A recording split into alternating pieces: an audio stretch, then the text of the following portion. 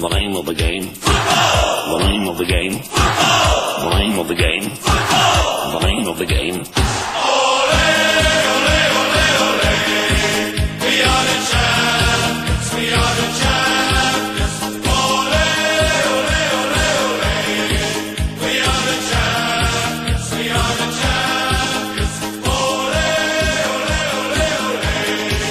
We are the champions. WIG นะคะวีรชนคนเก่งกาพาบานเต็งเยาวชนลาวก้าวสู่โลกา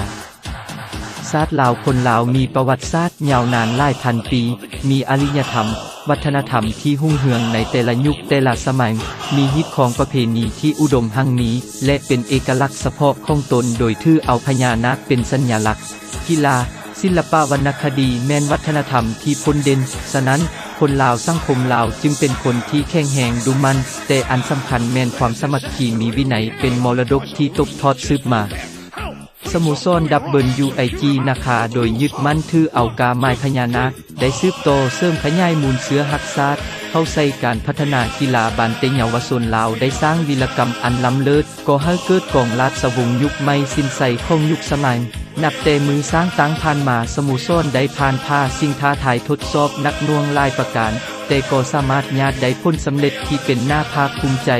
อันพ้นเด่นแมนการคุ้มครองบริหารสโมสรได้มีความเติบใหญ่เข้มแข็งในทุกด้านปัญหาสำคัญแมนทีมเยาวชนอายุบ่เกิน10ปีได้มีชัยชนะสามารถเป็นแชมป์ของอาซีสร้างประวัติศาสตร์และเกียรติชื่อเสียงให้กับประเทศชาตินอกจากนั้นยังได้เป็นตัวแทนของทวีปอาซีไปเข้าร่วมแข่งขันบานเต็งเยาวชน5ทวีปที่ประเทศสเปนอันสำคัญตัดสินแมนการนำผู้ฝึกและนักกีฬาได้สร้างวีรกรรมอันล้ำเลิศประวัติศาสตร์ที่ยิ่งใหญ่สว่างไสวในวงการบานเต็งเยาวชนลาวให้โลกขับฮู้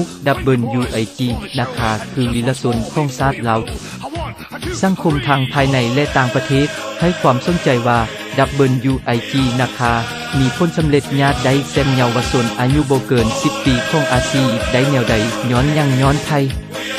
สังคมลาวก็คือสังคมโลกมีผู้สมเสยและวิพากษ์วิจารณ์ทั้งในบวกและแง่ลบ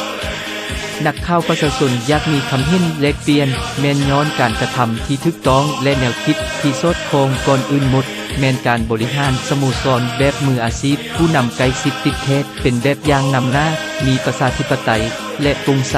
บ่เพียงแต่เท่านั้นการคุ้มครองบริหารได้เฮ็ดเป็นระบบโดยเน้นการเมืองแนวคิดเป็นกบเศรษฐกิจเป็นสำคัญและเทคนิคการฝึกซ้อมแข่งขันเป็นอันตัดสินปัญหาสำคัญแม่นการลงลึกติดตามคัดเลือกนักกีฬาที่มีพรสวรรค์และมีความมักฮักกีฬาบานเตเอามาฝึกซ้อมทางร่างกายจิตใจระเบียบวินัยให้กลายเป็นนิสัยจนเป็นความสิ้นเคยและเป็นวัฒนธรรมแต่หัวทีนอกนั้นแม่นการเข้าร่วมแข่งขันทางภายในและต่างประเทศเพื่อทดสอบสะสมบทเรียนและประสบการณ์เป็นประจำปัญหาสำคัญตัดสินแม่นกำลังใจสังคมการสนับสนุนจากภาคส่วนต่างๆและการเอาในใส่ซีนำจากภาครัฐและอื่นๆจากผลสำเร็จและบทเรียนที่ได้กล่าวมาข้างถึงนั้นถ้าจะเบิ่งลึกไปถึงธาตุแท้ของปัญหาที่พาให้การพัฒนากีฬาบานเตะของเยาวชนลาวก้าวกระโดดกลายเป็นแชมเปี้ยนของอาซีแม่นย้อนแนวคิดที่ถูกต้องการกระทำที่สอดคล้องก่อนอื่นหมดแม่นแนวคิดทักษะหักบ้านเกิดเมืองนอนของท่านเวียงไสวิไลกุลประธานสโมสรWIG นะคะที่ได้กลับคืนมาลงทุนสร้างสาแผ่นดินแม่ทุ่มเททุนหอนสติปัญญาและเวลาสร้างทีมเยาวชนแบบมืออาชีพบ่เพียงแต่เท่านั้นแม่นแนวคิดหักมักการกีฬามาแต่กำเนิดแนวคิดตอบบุญแทนคุณแทนดินเกิดอยากสร้างเกียรติชื่อเสียงให้แก่ประเทศชาติอันสำคัญตัดสินแม่นแนวคิดเสียสละแนวคิดเป็นผู้ให้อนาคตของเยาวชนลูกหลานบ้านเมืองเพื่อสร้างฝันให้เป็นจริงนักข่าวประชาชนเห็นว่าสโมสร